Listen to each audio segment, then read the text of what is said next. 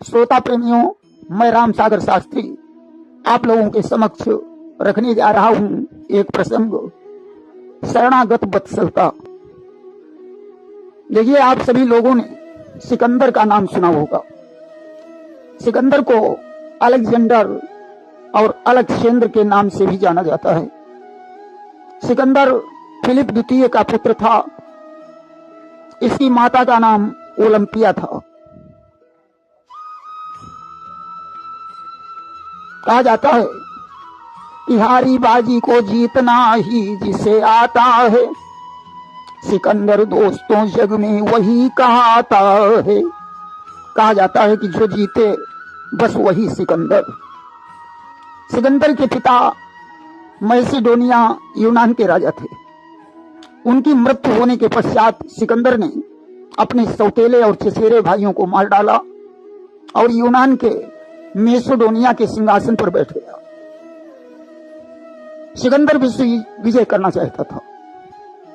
इसने ईरान के पारसी राजा दारा को पराजित कर ईरान का सिंहासन प्राप्त कर लिया और यहीं से इसका बल बढ़ गया। सिकंदर ने मत्स्य राज के सामने संधि का नाटक करके रात में हमला कर दिया और सोते हुए राजमाता के सहित उनके बच्चों को तलवार से काट डाला। कई राजाओं को इसने संधि का झांसा देकर धोखे से बंदी बनाया।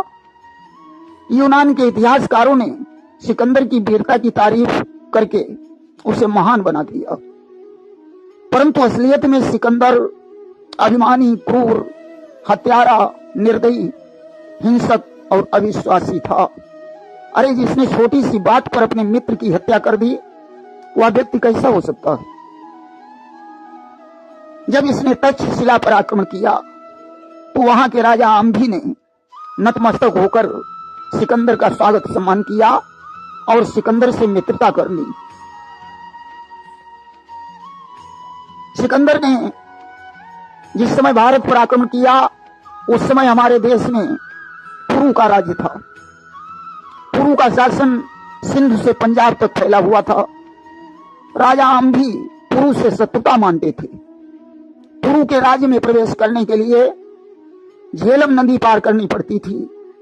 सिकंदर के पास 7,000 घुड़सवार सैनिक थे और 50,000 पैदल सैनिक थे, जिसमें 11,000 सैनिक आंभी ने दिए थे। वहीं राजा पुरु के पास 20,000 पैदल सैनिक, 4,000 घुड़सवार, 4,000 रथ, 130 हाथी थे। झेलम नदी में बाढ़ आने के कारण उसके तटवर्ती क्षेत्र में दलदल हो गया था।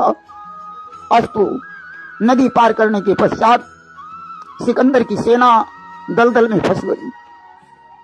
सिकंदर ने आंधी के द्वारा पुरु के पास संदेश भेजा कि अगर तुम सिकंदर की वीरता देखना चाहते हो तो उसकी सेना दलदल से बाहर निकलवा दीजिए। पुरु ने अपने सैनिकों को भेजकर सिकंदर की सेना को दलदल से बाहर निकलवा दिया। सिकंदर बड़ा प्रसन्न हुआ। उसने दूत का रूप बनाया और राजा पुरु के दरबार में पहुंचा, परंतु बड़ा चालाक था, तलवार को छुपाकर ले गया था। उसने जाकर राजा पुरु से कहा, मैं सिकंदर का दूत हूं। उनका कहना है कि तुम मेरे साथ संधि कर लो और अपना आत्मसमर्पण कर दो। पुरु ने कहा, जो कायर होते हैं वे संधि का प्रस्ताव भेजते हैं। सच्चे योद्धा कभी सर झुकाना नहीं जानते, उन्हें तो सर कटाना स्वीकार है। कि जो कायर और भयातुर हैं वे संधि पत्र भिजवाते हैं, सच्चे योद्धा सर देते हैं पर सर को नहीं झुकाते हैं। ऐसे शब्द सुनकर सिकंदर का हाथ तलवार पर गया। पुरु ने सैनिकों को आदेश दिया, यह सिकंदर है, इसे बंदी बना लो। सैनिकों ने सिकंदर को बंदी बना लिया और म्यान से तलवार निकाली। सिकंदर से कहा, बताओ तुम्हारे साथ कैसा व्यवहार किया जाए। सिकंदर ने कहा, जैसा व्यवहार एक राजा के साथ होना चाहिए। पुरु ने कहा, इसे छोड़ दिया जाए। सिकंदर को छोड़ दिया। सिकंदर ने राजा पुरु से पूछा, आपने ये कैसे जान लिया कि मैं ही सिकंदर हूं? पुरु ने कहा कि यह ताकत किसी दूत के अंदर नहीं हो सकती है कि उसके सामने कुछ कहा जाए और वह सहन न कर सके। सिकंदर ने कहा, फिर भी मुझे आपसे युद्ध करना पड़ेगा। अस्तु, दोनों सेनाएं एकत्रित हो गईं कि ढप ढोल और शंखों के स्वर पृथ्वी दहलाए देते थे, बलवानों के गर्जन तर्जन आकाश हिलाए देते थे। पुरु के पुत्र ने सिकंदर की सेना से लोहा लिया, परंतु वीर गति को प्राप्त हो गया। अब तो पुरु को युद्ध करना पड़ा। पुरु ने सिकंदर की बहुत सी सेना मारी।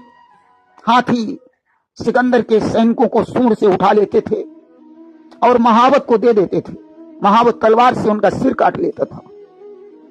हाथी पैदल सेना को पैरों से रौंद डालते थे। हाथियों को देखकर सिकंदर के घोड़े भाग खड़े होते थे। आखिरकार सिकंदर ने पुरु से प्रार्थना की, राजन युद्ध बंद करवा दीजिए, मैं अपने देश को वापस चला जाऊंगा। पुरु ने युद्ध को रुकवा दिया। सिकंदर जब भारत से वापस जा रहा था, इसने शराब पी रखी थी। उस शराब के प्रभाव से इसका डाइजेशन बिगड़ गया। सुप्रसिद्ध वैद्य इसका इलाज कर रहे थे, परंतु डाइजेशन को सही नहीं कर पाए। सिकंदर ने वैद्यों से कहा, जो औषधि हमारे डाइजेशन को रोक सके, कोई ऐसी औषधि दीजिए। वैद्य ने थोड़ी सी औषधि समुद्र के पानी में डाल दी। पानी जम गया। वैद्य ने कहा, महाराज, जो औषधि समुद्र के पानी को जमा सकती है वो औषधि फेल है। जिस औषधि पर मैं दावा कर सकता था कि यह मिनटों में आपका डाइजेशन सही कर देगी, आज वह कोई काम नहीं कर पा रही है। सिकंदर समझ गया कि अब मेरा बचना मुश्किल है। उसने अपने साथियों से कहा, जिस समय मेरा जनाजा निकले उस समय सारा सोना चांदी बिखेर दिया जाए और मेरे दोनों हाथ कफन से बाहर निकाल दिए जाएं, ताकि दुनिया वाले देख लें कि क्या लाया था सिकंदर, क्या ले गया यहाँ से। थे दोनों हाथ खाली, बाहर कफन से निकले। देखिए, जिस समय मेघनाद की मृत्यु हुई, उस समय उसकी पत्नी सुलोचना अपने पति का शीश मांगने के लिए पालकी में बैठकर रामादल को चली। पालकी को देखकर बंदरों ने समझा मालूम पड़ता है रावण ने भयभीत होकर सीता जी को वापस कर दिया। सुग्रीव ने हंसकर कहा, प्रभु कि कह दो, समझा दो, क्या है वो जो सन्मुख आई कठिनाई। रावण यदि शरण आ गया तो लंकेश कौन होगा भाई। क्या तो बहुत बड़ी समस्या है। आपने समुद्र के जल से विभीषण का तिलक करके उन्हें लंका का राजा बनाया है। अब अगर आपकी शरण में रावण आ गया तो आप लंकेश किसको बनाएंगे? भगवान राम ने कहा कि बोले हम भारतवासी हैं, शरणागत को न भुलाएंगे। इनको लंकेश बनाया है, उसको अवधेश बनाएंगे। हम भारतवासी हैं, शरणागत की रक्षा करना हमारा परम कर्तव्य है। हमने अगर विभीषण को लंका का राज्य दिया है तो रावण को अयोध्या का राज्य दे देंगे। सुग्रीव बोले, प्रभु फिर आप क्या करेंगे? भगवान ने कहा, सुनो कि अब तक दो भाई बिछड़े थे, वन वन में वनवासी बनकर। अब चारों भाई घूमेंगे सब जग में सन्यासी बनकर। अभी तक हम दोनों भाई वनवासी बनकर घूमते रहे, ऐसा होने पर हम चारों भाई सन्यासी बनकर विचरण करेंगे। यहां तक कि जिस समय राम ने धनुष तोड़कर सीता का वरण किया, उस समय जनक ने दशरथ के पास दूत भेजे और कहा, महाराज दशरथ को संदेश दे दो कि वे बारात लेकर आ जाएं और सीता के साथ अपने पुत्र राम का विवाह करके बहू बनाकर घर ले जाएं। जिस समय दूत दशरथ के पास पहुंचे, महाराज दशरथ ने दूतों को अपने हृदय से लगा लिया। धन्य है शरणागत वत्सलता। हृदय से लगाकर कहने लगे कि भैया काहू कुशल दो बारे, तुमनी के निज नयन निहारे। हे भैया, मेरे दोनों पुत्रों के बारे में बताओ, क्या वे कुशल से हैं?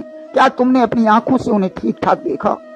दूतों ने कहा, हाँ महाराज, आपके दोनों पुत्र कुशल से हैं। कि जा दिन ते मुनि गए लवाई, तब ते आज साच सुधि पाई। जब से मुनि विश्वामित्र उन्हें निवाले गए, तब से आज मुझे तुम्हारे द्वारा सच्ची खबर प्राप्त हुई है। दूतों ने सारी कहानी बताई। सुनकर दशरथ बड़े प्रसन्न हो गए। गुरु वशिष्ठ को बुलवाकर सारा हाल बताया और बारात की तैयारी करने लगे। इस प्रकार हमारा देश हमेशा से शरणागत चल रहा है। यहाँ तो लोगों ने शरणागत के लिए अपने प्राणों तक को दे दिया, परंतु शरणागत को नहीं ठुकराया। आज भी हमारी सेना का नियम है, यदि विपक्षी सैनिक शरण में आ जाए तो उस पर गोली नहीं चलाई जाती। अरे शरण में आए हुए कबूतर की रक्षा के लिए उसी नर पुत्र राजा शिव ने कबूतर के बराबर अपना मांस बाज को देना स्वीकार कर लिया, लेकिन शरणागत को नहीं ठुकराया। ऐसी भारत भूमि को धन्य है, यहाँ की संस्कृति को धन्य है। प्रेम से बोलिए वृंदावन बिहारी लाल की जय।